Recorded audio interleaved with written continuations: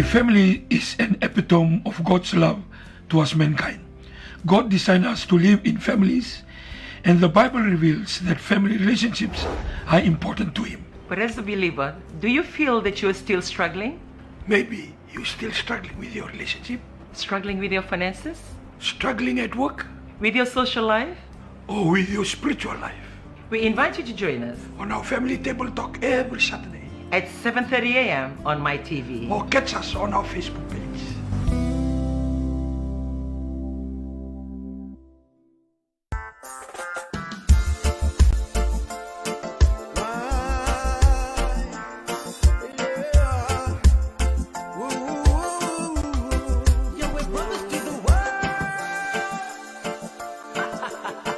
It's the boy DJ.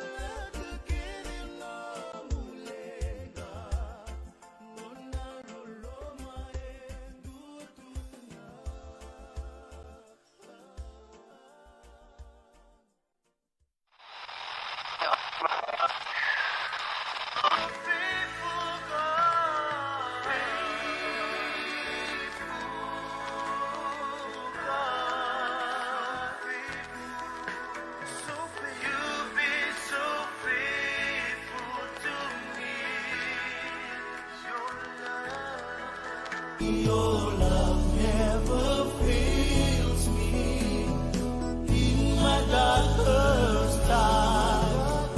Just hold on, Jesus is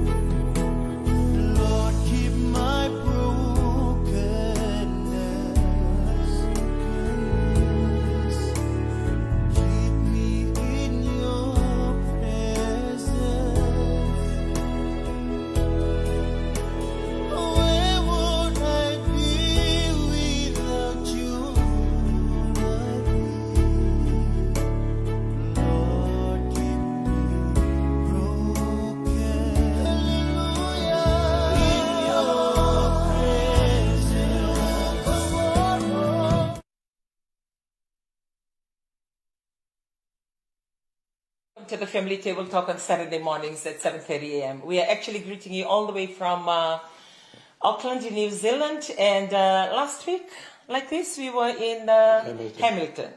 So we would like to welcome you and thank you for following this program and being part of this program. It's quite cold this morning, drizzling here in Auckland, and the kind of morning that you just want to stay in bed, you don't want to stand up and come.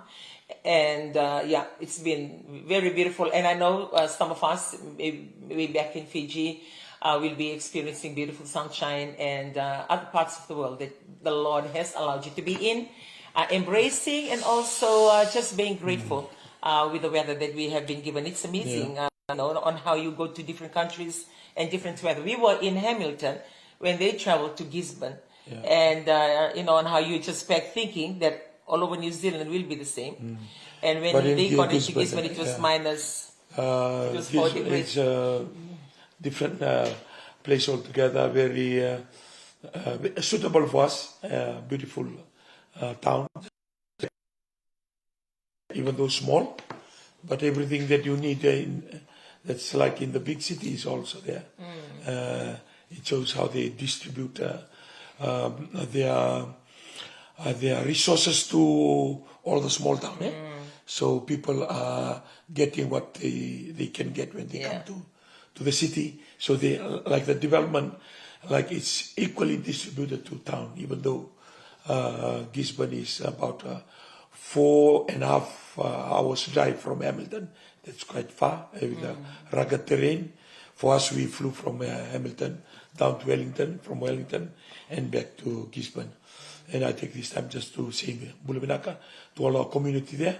Thank you so much for there's quite a big Fijian community out there in Gisborne. And they all came because of the seasonal workers, or they're here on their... they for the forestry. Oh, okay. So they turn out in numbers, and especially the young men from Fiji that they work in the forest. That is the pine industry, which is one of the big income here in New Zealand. So we take this time to the leader of the community and all the community in Gisborne to say thank you so much for being with us last two days. So and not only that, those in Rotorua and those in Hamilton that come on Sunday afternoon on a Talano session at Jetpack hotel next to the airport. We also take this time to say Bula Vinaka. And I believe for those of you that are watching here in Auckland, if you have free time, there's also a Talano session at 7 o'clock and a church service tomorrow. So you are all welcome to our meeting. Well, it's a beautiful Saturday morning, and I know that most of us are preparing for Sunday, or it's like a good time out after a long, busy week, and just doing your running arounds, maybe for your family, maybe for the community that you're being part of, and workplace that you are in that's so demanding that at times you don't have space for yourself. And Saturday seems to be that day for you, your white space day, the day that you can just choose the time you wake up. You're not determined by what you need to, to do, and also sleep in a little bit. Like we are about 2 to 3 minutes drive from here at the Airbnb that we are staying in, and this is actually another Airbnb. It's beautiful. And this morning, my youngest grandchild continuously, come running into the room to continue to tell me, Nana, you have to hurry, you're late. Nana, you have to hurry, you're late. And how sometimes you drag your body to be part of the day. And this morning is one of those mornings for me. And even so, that I, haven't even been to the kitchen to make a cup of coffee or just something hot to drink. Because when my family went to sleep last night, I was awake. Well, I brought it upon myself, flipping through the channel, watching the news, and didn't get to sleep about 2 o'clock this morning. So, like what I said, some mornings you just want to sleep in and enjoy the comfort of the bed, enjoy the weather when it's like this. But because of the work needs to be done, we are here. And we would like to say thank you. And also we thank MyTV, and Stanley Simpson and Chanati Karodake in allowing this program to be aired all the way from New Zealand. I must thank MyTV staff standing here with us, Chovedi Vavau, thank you for the work done. So, today is one of those, it's coming to an end. We actually brought a team and they're here with us. They've been enjoying the days, enjoying the moments, enjoying the exposures. So today is their Sky Tower Day. So they've left early in the morning to be in time for that. It usually opens at 9. For those of you in New Zealand, maybe it's not an attraction anymore, but for us, they're traveling. We've been to Sky Tower too many times over the years, but it may not really be that, classic, but when you go up, the feeling, like the experience of Being just high up having, there, I've got a weakness for heights. And my youngest granddaughter, she can't even go up the staircase, and it's amazing. For last December, then she managed to go up the staircase unaided. Some of us, we have our, I don't know what to call it, but our fears. And for me, height is one of those things. I just don't like height. And going in the Ferris wheel, I think growing up, I've only been once, which I didn't finish the whole round. I have to call out to my dad to stop the Ferris wheel for me to get off. That's how bad it is. And heights is not my best friend. So we have the team that are going up to the Sky Tower today, just to, it's beautiful though when you're out there. And we've been to the little, I think the one in Seattle. We've been to that one, that one's much, much more higher than the Sky Tower. And it's like without even looking down, you just have that feeling, on your legs. And I just don't like that feeling. So, but it's beautiful. It's a beautiful day. And we have our team who have been through, and even on the other day, they went to Hamilton Gardens. And for those of you who live here, like what I said, you may have been or may have not known the attraction about this place. It's quite full when we went in. I stayed with my granddaughter in the car while the rest of the team went out into the gardens. According to them, they said they experienced 7 countries or 8 countries in a day. That's how the place is set up.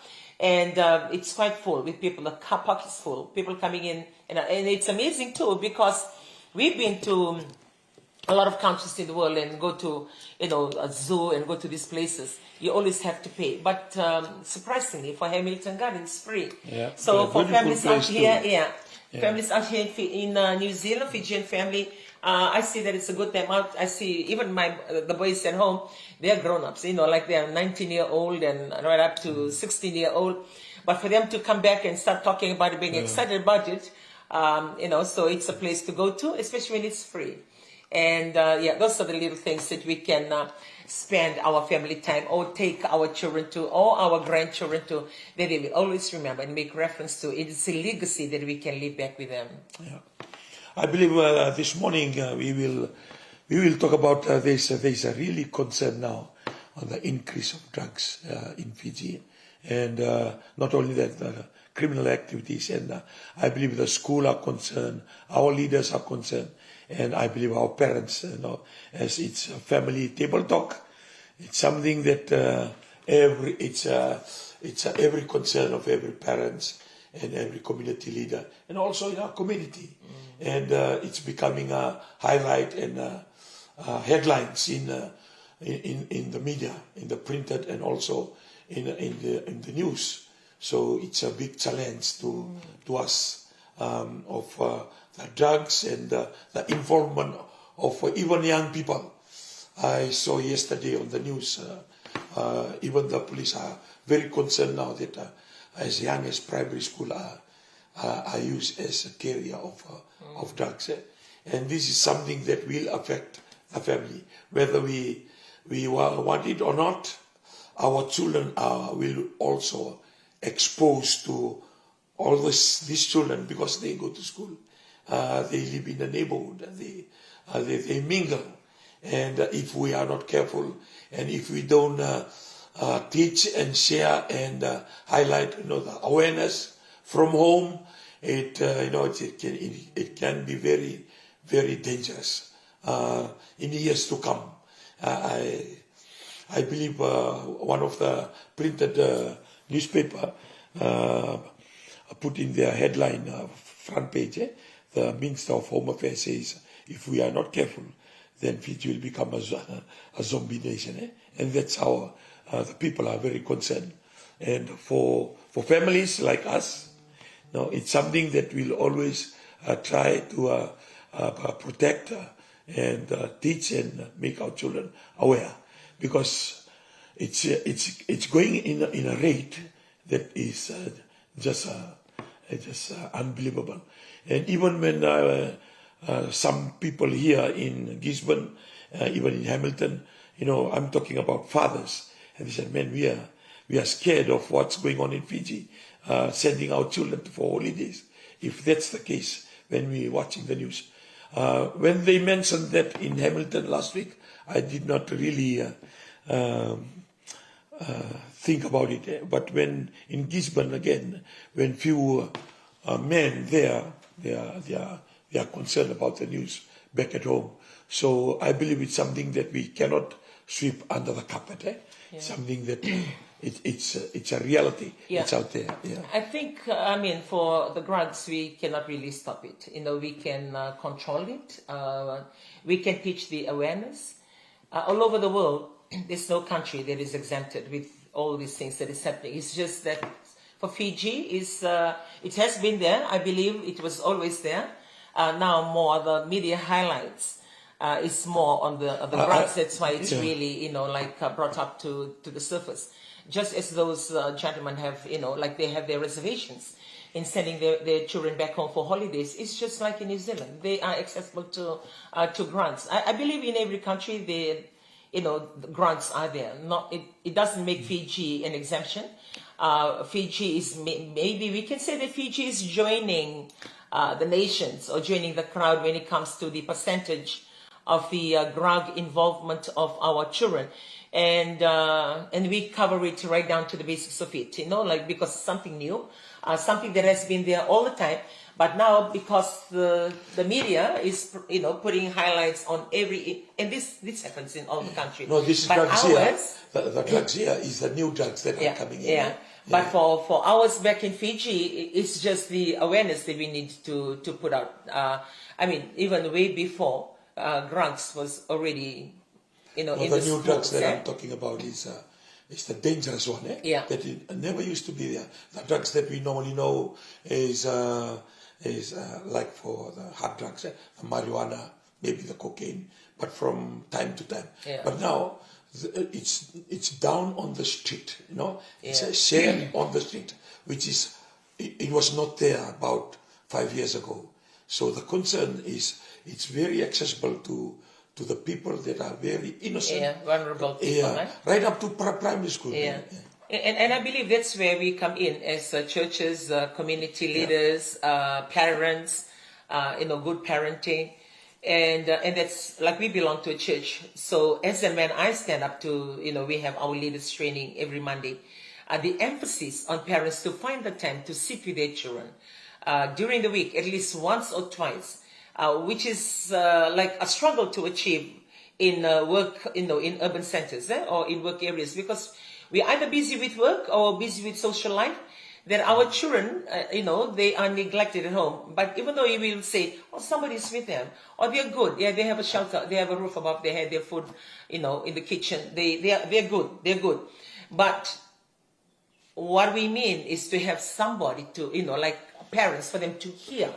And the awareness needs to, they need to be exposed to their awareness. They need to be told, like, if you take drugs, this is it. Like, if you take that, this is it.